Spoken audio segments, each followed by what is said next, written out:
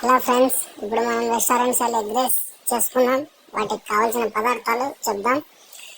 టమాటాలు, కొద్దిగా కరివేపాకు, అలాగే ఒక 2 ముందవాడి పప్పులు, కొన్ని ఉల్లిపాయలు, ఎర్రగడ్డలు, పచ్చిమిరపకాయలు, ఒక 2 గుడ్లు, 2 అంతేనండి. ఇంకా చాలు. పొయ్యి కింద మంట పెట్టేసుకొని ఒక 2 గంటలు అంటే 2 చెంచాలు 3 చెంచాలు నూనె వేసుకొని అది కొద్దిసేపు హీట్ అవుతుంది. వరకు వెయిట్ చేయాలా. తర్వాత జీలకర్ర, కొద్దిగా ఆవాలు వేసుకోవాలా. వేసుకొని తర్వాత ఎర్రగడ్డలు, పచ్చిమిరపకాయలు,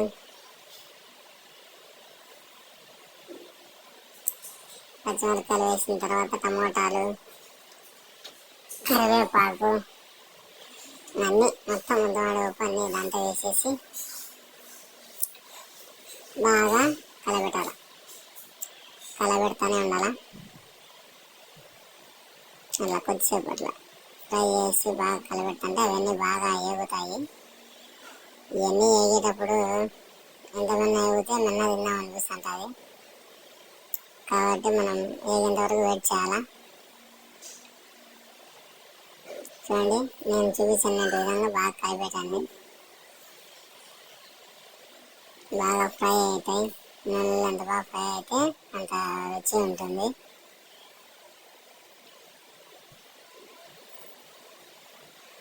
ఈ రైస్ తింటే ఉంటుంది నా సాధారణంగా.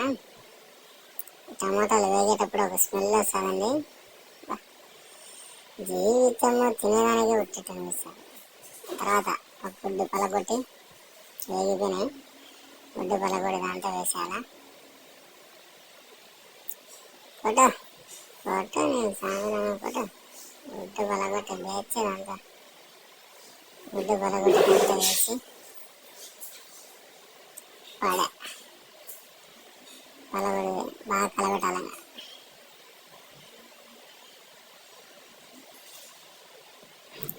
కలబెట్టండి. ఎగ్గు, టమాటాలు, ఎర్రగడ్డలు, పచ్చిమిరపకాయలు, ముందమాడి పప్పు అన్నీ బాగా కలబెట్టాలి.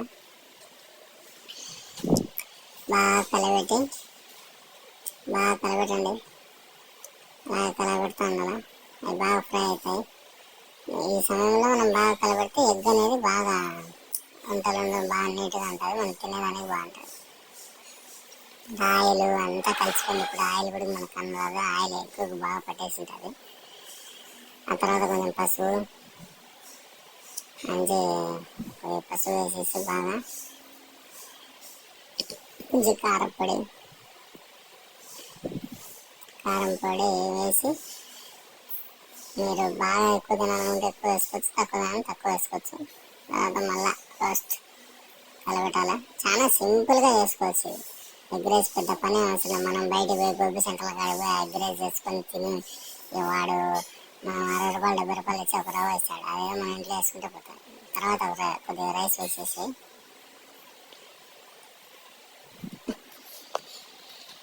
సింపుల్గా మనం లెంత్ ఒక వీడియో కొంచెం లెంత్ అయినా ఒకటి నీట్గా అంతా కనపడేటట్టు తీసుకోవాలి. చూపిస్తాను. తర్వాత కొద్దిగా టమాటా సాస్ వేసిన తర్వాత అది చిల్లీ సాస్ అని ఉంటుంది. ఆ చిల్లీ సాస్ను వేసుకుంటాం. ఇప్పుడు చిల్లీ సాస్ వేసిన తర్వాత సోయా సాస్ అని ఒకటి ఉంటుంది. ఇప్పుడు మీకు చూపిస్తా. సోయా సాస్ ఇదైతే సోయా సాస్ కొంచెం వేసుకున్నాక అన్నీ కొద్దిగానే, ఎక్కువ అవసరం లేదు.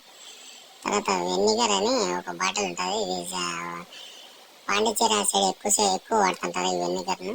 మన సైడ్ వాళ్ళు తక్కువ వాడుతుంటారు. ఈ వెనిగర్ టేస్ట్ కూడా చాలా బాగుంటుంది. చేపల పులుసులో కూడా వెనిగర్ అనేది పాండిచేరి సైడ్ ఎక్కువ వాడతారు. తర్వాత కొద్దిగా ఉప్పు వేసేస్తాం. లాస్ట్ ఫైనల్ ఇదంతా మనం ఫ్రై చేసేస్తే కొద్దిగా స్టైల్గా ఉంటుందని ఉప్పు అలాగే వేసాను. ఇప్పుడు మనం ఫ్రై చేయాలా ఇంత ఫ్రై చేసి కలుపుతానే ఉండాలి. బాగా కలపాలి. ఎంత మనం ఫ్రై చేస్తే అంత బాగా వస్తుంది. ఫ్రై చేసేటప్పుడు కొద్దిగా అన్నం కూడా కింద పోతుంది.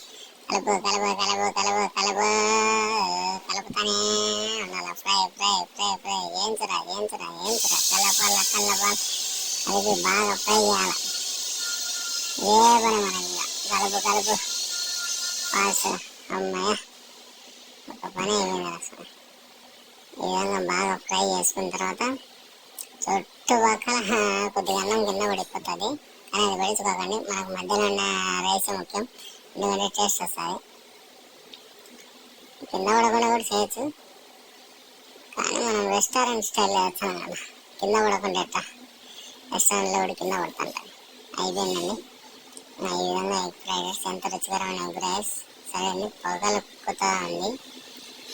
మంచి వేడిగా వర్షం, మంచి వేడిగా అండి ఎగ్ రైస్ను చల్లని వాతావరణంలో వాన పడుతుంటే ఇలా వేసుకొని వానలో కూర్చొని తింటే ఉంటుంది చూడండి సామిరంగా హైలైట్ ఉంటుంది. మనం ఎంత ఇష్టపడే ఎగ్ రైస్ రెడీ. ఎంత స్పైసీగా పొగలు వస్తా చాలా సింపుల్గా చేసుకునే రైస్ అండి. ఓకే, నా ఎగ్ రైస్ నచ్చింటే లైక్, షేర్, సబ్స్క్రైబ్ చేయండి. మరుసటి వీడియోలో మళ్ళీ కలుద్దాం. Bye bye.